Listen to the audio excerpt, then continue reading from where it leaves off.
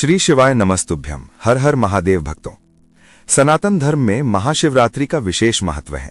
देवों के देव महादेव की पूजा के लिए महाशिवरात्रि का दिन खास माना जाता है। इस दिन मंदिरों में शिव भक्तों का तांता लग जाता है। लोग शिवलिंग का जलाभिषेक करते हैं।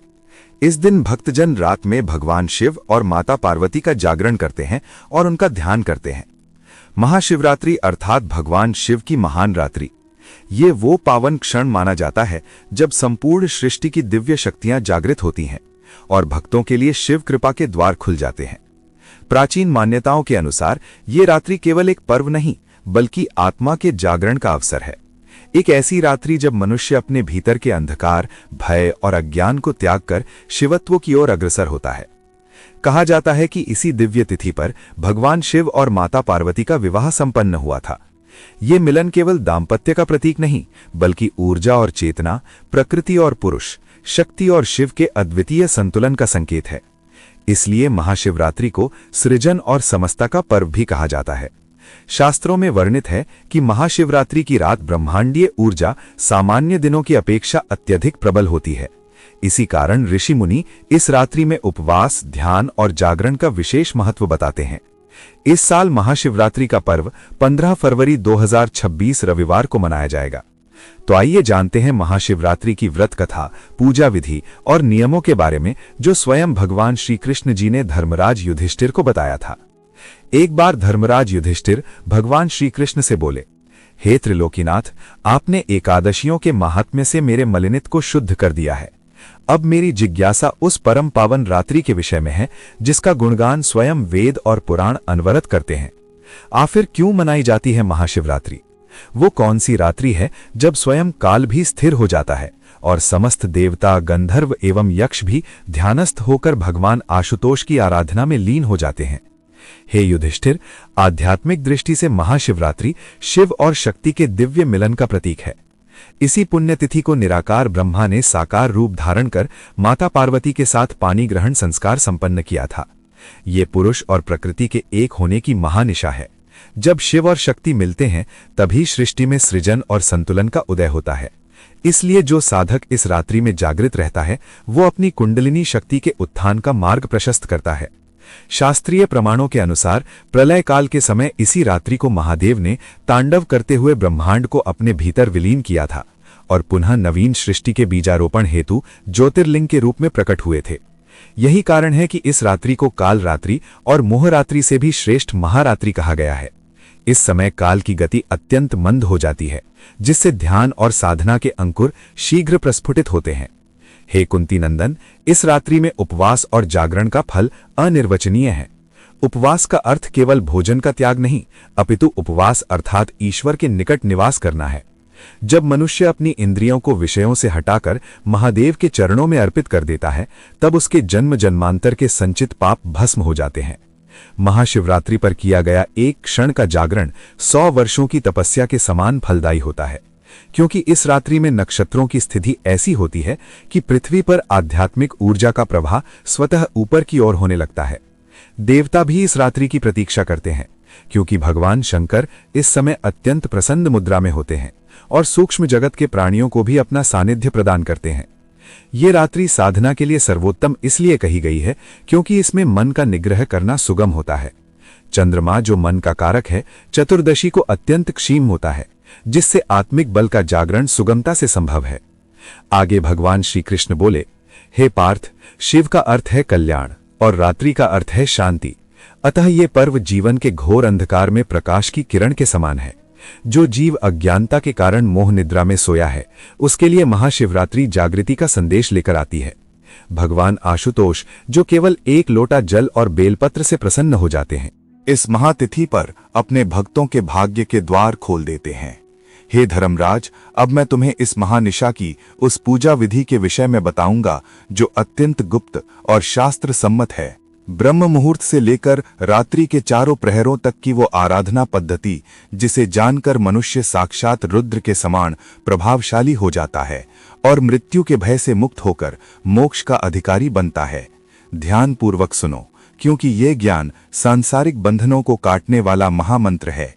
हे धर्मराज, अब मैं तुम्हें महाशिवरात्रि की उस शास्त्र पूजा विधि का बोध कराता हूं जिसके पालन से साधक साक्षात शिवत्व को प्राप्त होता है। ये विधि केवल कर्मकांड नहीं अपितु आत्मा को परमात्मा से जोड़ने का एक सोपान है। इस व्रत का आरंभ फाल्गुन कृष्ण चतुर्दशी को सूर्योदय से पूर्व ही हो जाता है। व्रती को चाहिए कि वो ब्रह्म मुहूर्त में जब आकाश में तारों की आभा शेष हो तभी शैया का त्याग करें। शौचादि से निवृत्त होकर गंगा जल मिश्रित जल से स्नान करें। स्नान करते समय मन में गंगे च यमुने च का स्मरण करते हुए ये भाव रखे कि वो अपने बाह्य शरीर के साथ साथ अंतःकरण के विकारों को भी धो रहा है। स्नान के उपरांत स्वच्छ श्वेत या पीत वस्त्र धारण कर सूर्यदेव को अर्घ्य अर्पित करें।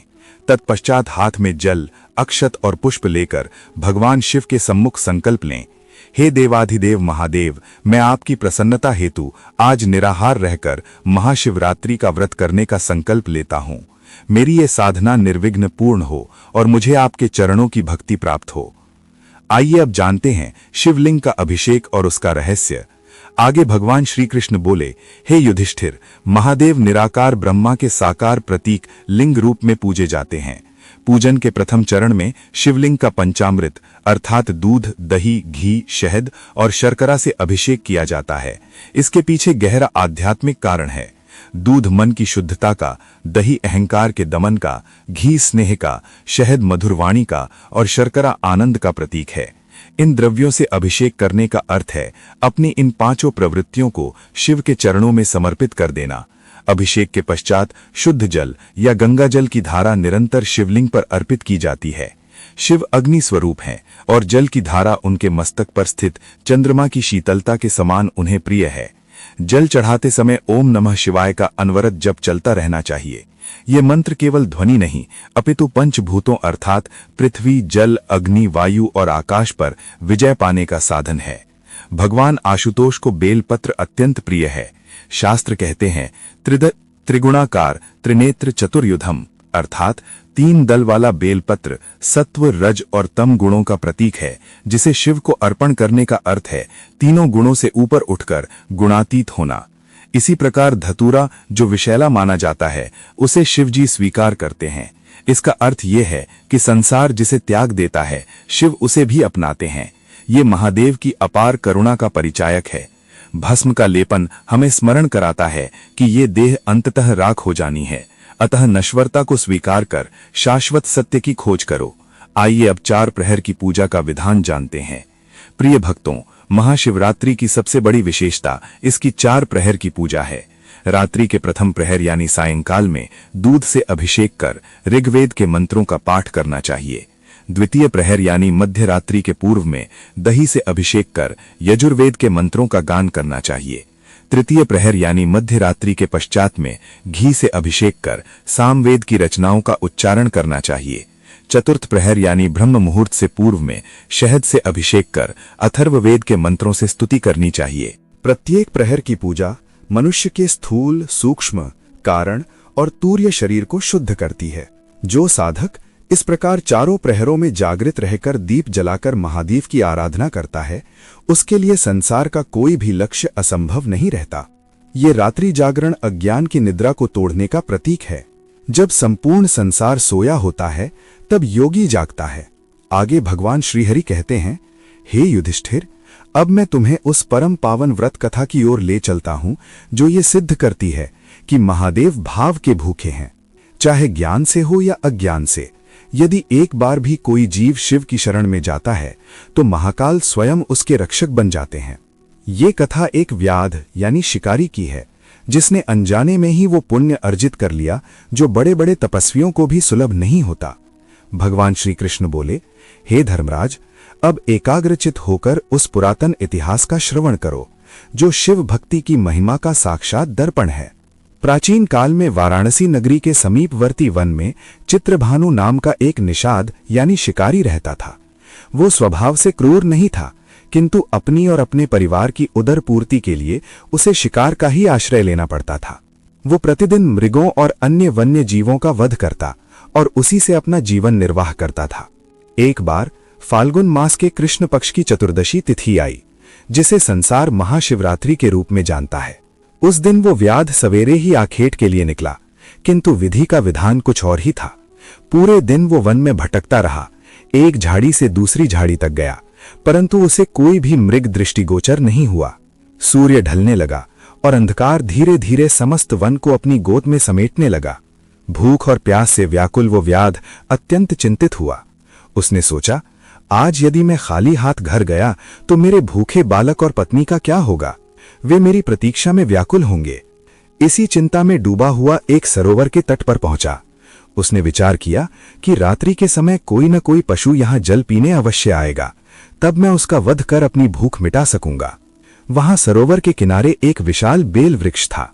वो व्याध धनुष बाण लेकर उस वृक्ष की सघन शाखाओं के बीच छिपकर बैठ गया। हे युधिष्ठिर, प्रारब्ध की लीला देखो। उस बेल वृक्ष के नीचे पत्तों के ढेर में एक प्राचीन शिवलिंग दबा हुआ था, जिससे वो शिकारी सर्वथा अनभिज्ञ था। शिकारी ने अनजाने में ही उस स्थान को चुना जो साक्षात महादेव का आसन था। जैसे जैसे रात्रि का प्रथम प्रहर आरंभ हुआ, व्याध ने अपने बैठने का स्थान सुगम बनाने के लिए बेल वृक्ष की कुछ टहनियों को तोड़ा। ऐसा करते समय बेलपत्र टूटकर नीचे गिरे और सीधे उस शिवलिंग पर अर्पित हो गए। व्याध पूरे दिन से निराहार था, अतः उसका उपवास स्वतः ही संपन्न हो गया। अपनी प्यास बुझाने के लिए उसने जो जल पात्र अपने पास रखा था, उससे कुछ बूंदें अनजाने में शिवलिंग पर गिर गईं। इस प्रकार प्रथम प्रहर की पूजा बिना किसी अनुष्ठान के संपन्न हो गई। तभी एक गर्भिणी हिरणी वहां जल पीने आई। व्याध ने तुरंत अपने धनुष पर बाण चढ़ाया। बाण चढ़ाते समय उसके शरीर की हलचल से पुनः कुछ बेलपत्र नीचे शिवलिंग पर गिरे। हिरण ने जब मृत्यु को निकट देखा तो वो मनुष्य की वाणी में बोली, हे व्याध, मुझे मत मारो, मैं गर्भिणी हूं और शीघ्र ही प्रसव करने वाली हूं। यदि तुम मेरा वध करोगे तो मेरे गर्भस्थ शिशु की भी हत्या होगी। मुझे जाने दो, प्रसव के पश्चात मैं स्वयं तुम्हारे पास वापस लौट आऊंगी।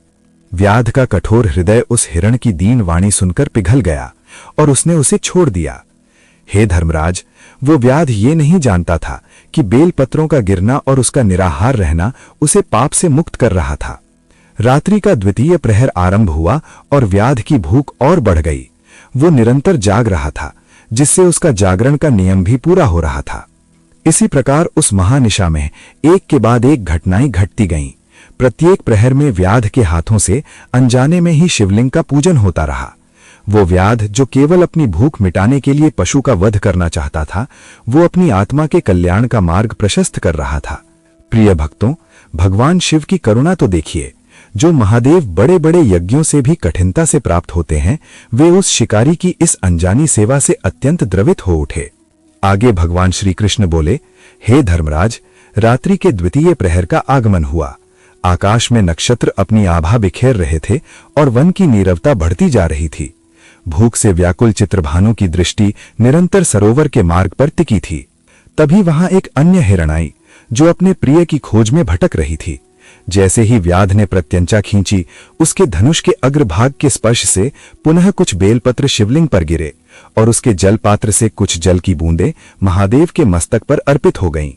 वो हिरण कातर स्वर में बोली, हे वनचारी, मैं अपने प्रिय की खोज में व्याकुल हूं।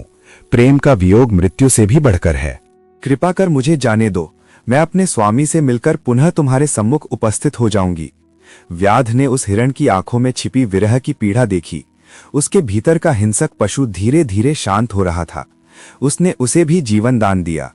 हे युधिष्ठिर, यह महादेव की ही माया थी कि उस क्रूर निषाद के भीतर करुणा का अंकुर फूट रहा था। तृतीय प्रहर आरंभ हुआ। वन में ओस की बूंदें गिरने लगी थीं और ठंड बढ़ गई थी। व्याध का शरीर कांप रहा था, किंतु वह अपनी प्रतिज्ञा पर अडिग था। उसे अपने परिवार का मुख स्मरण हो आता, जिससे वह अपनी नींद को झटक देता। इस प्रकार अनजाने में ही उसका अखंड रात्रि जागरण पूर्ण हो रहा था। तभी वहां एक पुष्ट हिरण आया। शिकारी ने विचार किया कि अब तो रात्रि समाप्त होने को है, यदि इसे छोड़ दिया तो मेरे प्राण संकट में पड़ जाएंगे।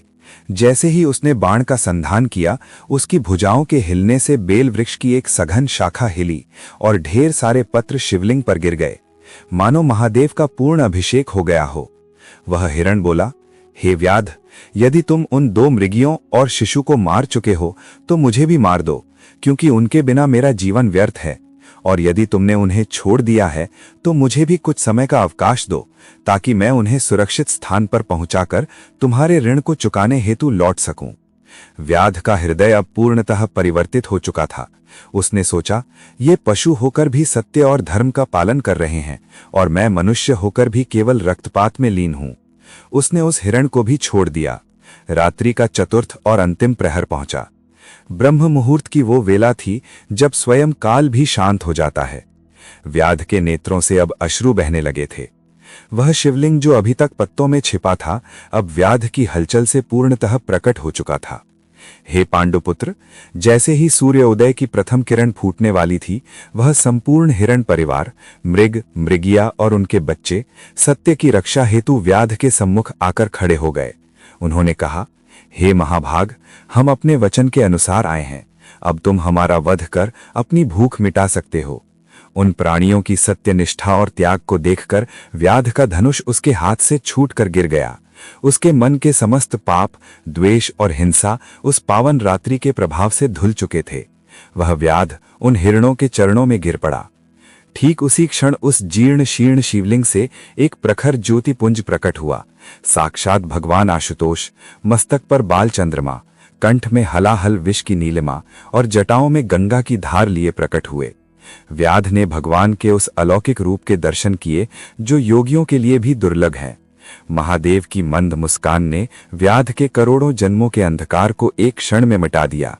महादेव बोले, हे चित्रभानु, मैं तुम्हारे इस अनजाने में किए गए व्रत से अत्यंत प्रसन्न हूं। तुमने भूख सहकर उपवास किया, जागकर रात्रि जागरण किया और अनजाने में ही मेरा बेल पत्रों से पूजन किया। सबसे बढ़कर तुमने करुणा को अपनाकर धर्म का साक्षात स्वरूप प्रस्तुत किया है। मांगो, क्या वरदान मांगते हो? व्याध गदगद होकर भगवान के चरणों में लौट गया। उसे न अब की भूख थी, न धन की लालसा। वह तो केवल शिवमय हो चुका था। भगवान श्री कृष्ण बोले, हे धर्मराज, उस वन के गहन अंधकार के पश्चात जब साक्षात महादेव के स्वरूप का सूर्य उदित हुआ, तब वह व्याध केवल एक शिकारी नहीं रहा, वरन वह शिव भक्तों में अग्रणी हो गया। भगवान शंकर ने अपनी सौम्य दृष्टि उस निषाद पर डाली और बोले, हे वत्स, इस महाशिवरात्रि की महानिशा में तुमने जिन 4 प्रहरों की पूजा की है, वो तुम्हारे पूर्व जन्मों के पुण्यों का उदय है। तुमने अनजाने में ही सही, किंतु पूर्ण श्रद्धा के भाव से उस शिवलिंग को बेल पत्रों से ढका, जो मेरी अनन्य प्रिय वस्तु है। हे युधिष्ठिर, महादेव ने उस व्याध को दिव्य ज्ञान का दान दिया और वरदान दिया कि वो इसी जन्म में समस्त सुखों को भोगकर अंत में शिवलोक को प्राप्त होगा। साथ ही उन सत्यनिष्ठ मृगों को भी भगवान ने परम गति प्रदान की।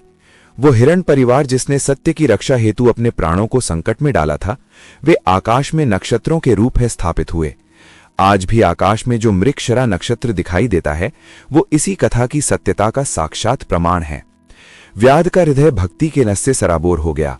उसने भगवान के चरणों की धूल मस्तक पर लगाई और उसे वो बोध हुआ जो बड़े बड़े वेदांतियों को वर्षों के तप के पश्चात भी प्राप्त नहीं होता। भगवान शिव ने उसे संदेश दिया, हे मनुष्य, संसार में कोई भी जीव मेरी कृपा से वंचित नहीं है। जो केवल एक बार शिव नाम का उच्चारण करता है या इस महाशिवरात्रि को जागृत रहता है, मैं उसके समस्त अपराधों को क्षमा कर उसे अपना बना लेता हूं। हे पांडुपुत्र, इस कथा के पीछे एक अत्यंत गहन आध्यात्मिक रहस्य छिपा है। वो व्याध और कोई नहीं, अपितु भटकता हुआ जीव है, और वो वन ये संसार है। भूख और प्यास वे सांसारिक वासनाएं हैं जो जीव को अशांत रखती है। बेल वृक्ष ज्ञान का प्रतीक है और वो मृग परिवार मोह, काम और लोभ का प्रतीक है। जब जीव ज्ञान के वृक्ष पर चढ़कर अपनी वृत्तियों को शिव के चरणों में समर्पित कर देता है, तभी उसे साक्षात मोक्ष की प्राप्ति होती है। महाशिवरात्रि का ये व्रत इसलिए विशेष है क्योंकि ये साधना और समर्पण का पर्व है। महादेव, जिन्हें काल का भी काल अर्थात महाकाल कहा जाता है, इस रात्रि को अपने भक्तों के लिए सुलभ हो जाते हैं। जो मनुष्य इस दिन अन्न का त्याग करता है, वो वास्तव में अपनी इंद्रियों के आहार को रोककर आत्मिक बल को संचित करता है। हे श्रेष्ठ, शास्त्रों में वर्णन है कि महाशिवरात्रि की रात्रि को पृथ्वी का उत्तरी गोलार्ध इस प्रकार स्थित होता है कि मनुष्य के भीतर की ऊर्जा का प्राकृतिक उत्थान होता है। इसीलिए इस रात्रि को सीधे बैठकर रीढ़ की हड्डी को सीधी रखकर जागरण करने का विशेष महत्व है। ये जागरण केवल आंखों का खुला रहना नहीं है, अपितु चेतना का जागना है। भगवान शिव ने उस व्याध से कहा कि जो मनुष्य इस कथा का श्रवण करेगा या इस प्रकार व्रत का पालन करेगा, उसे कभी भी यमदूतों का दर्शन नहीं करना पड़ेगा। उसके जीवन के समस्त संताप उसी प्रकार नष्ट हो जाएंगे जैसे सूर्य के उदय होने पर कोहरा लुप्त हो जाता है। हे युधिष्ठिर, अब मैं तुम्हें इस व्रत के अंतिम उपसंहार और इसकी फलश्रुति के विषय में बताऊंगा। ये महाशिवरात्रि व्रत किस प्रकार समस्त व्रतों में उत्तम है और इसका अंतिम फल क्या है, इसे जानकर तुम स्वयं को कृतार्थ अनुभव करोगे। इस कथा का अंतिम भाग भक्ति और ज्ञान की वो पराकाष्ठा है जहां शिव और जीव का भेद मिट जाता है। भगवान श्री कृष्ण बोले, हे धर्मराज युधिष्ठिर, उस व्याध पर महादेव की असीम अनुकंपा का ये वृत्तांत समस्त पापों का नाशक और पुण्यों का वर्धक है।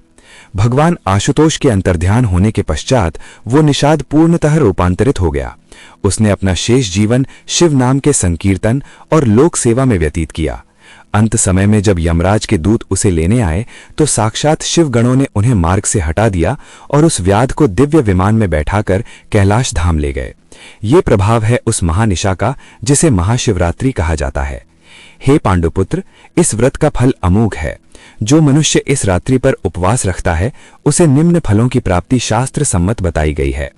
जो मनुष्य अनजाने में किए गए जघन्य पापों से ग्लानि का अनुभव करता है, वो इस रात्रि में पश्चाताप की अग्नि और शिव अभिषेक से निर्मल हो जाता है।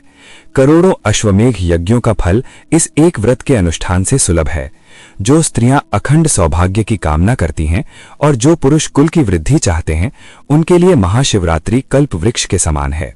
माता पार्वती और शिव का मिलन उनके जीवन में सुख शांति भर देता है। महामृत्युंजय का आश्रय लेकर जो इस रात्रि में शिवलिंग का पूजन करता है, उसे अकाल मृत्यु का भय नहीं रहता और वो पूर्ण आयु प्राप्त करके अंत में शिवलोक जाता है। ये व्रत जीव को जन्म मरण के बंधन से मुक्त कर देता है। चतुर्दशी की वो महानिशा जीव की आत्मा को परमात्मा के साथ एकाकार करने का स्वर्णिम अवसर है। हे युधिष्ठिर, भगवान शिव सत्य हैं, शिव हैं और सुंदर हैं। वे जितने भयंकर काल स्वरूप हैं, उतने ही वे करुणा के सागर भी हैं। इस रात्रि में जो मनुष्य शिव पुराण का पाठ करता है या केवल ओम नमः शिवाय मंत्र की माला जपता है, उसके घर में कभी दरिद्रता और अशांति का वास नहीं होता। महादेव स्वयं उसकी रक्षा हेतु त्रिशूल धारण करते हैं। हे पार्थ, तुम भी इस परम पावन महाशिवरात्रि व्रत का पालन करो, जिससे तुम्हारे राज्य में सुख समृद्धि और धर्म की स्थापना हो। जो इस कथा को श्रवण करता है वो समस्त व्याधियों से मुक्त हो जाता है। शिव ही आदि हैं और शिव ही अंत हैं। वे ही सृजन करता है और वे ही संहार करता है। अतः इस नश्वर संसार में केवल शिव की भक्ति ही शाश्वत और कल्याणकारी है। भगवान श्री कृष्ण के इन उपदेशात्मक और गूढ़ वचनों को सुनकर धर्मराज युधिष्ठिर का रोम रोम पुलकित हो उठा। उन्होंने हाथ जोड़कर प्रभु को नमन किया और महाशिवरात्रि के उस पावन व्रत को धारण करने का संकल्प लिया।